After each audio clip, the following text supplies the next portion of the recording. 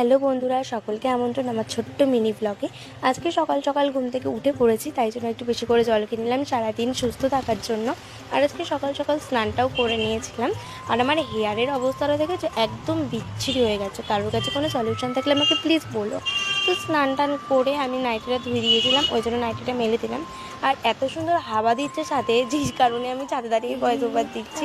আর আমি গান করছিলাম, শোনো।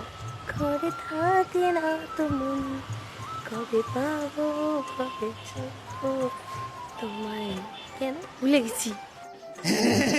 আকাশটা দেখেছো বন্ধুরা, কি সুন্দর লাগছে, কি সুন্দর হাওয়া দিচ্ছে দেখো বন্ধুরা, খুব ভালো লাগছে ছাদে দাঁড়িয়ে দাঁড়িয়ে এরকম সুন্দর হাওয়া খেতে, খুব ভালো লাগছে। কিন্তু এই ছাদের মানুষটাকে খুব মিস করছি, দিদি খুব মিস করছি তোমাকে। তো যাই হোক, তারপর নিচে এসে আমি মাছ ভাত দিয়ে আজকে লাঞ্চটা করলাম। খাওয়া দাওয়া করে নিয়ে বসে বসে ফোন ঘাটছিলাম, আর মা এসে বললো কোল্ড ড্রিঙ্কসটা খেতে, তাই জন্য কোল্ড ড্রিঙ্কসটা খেয়ে নিলাম।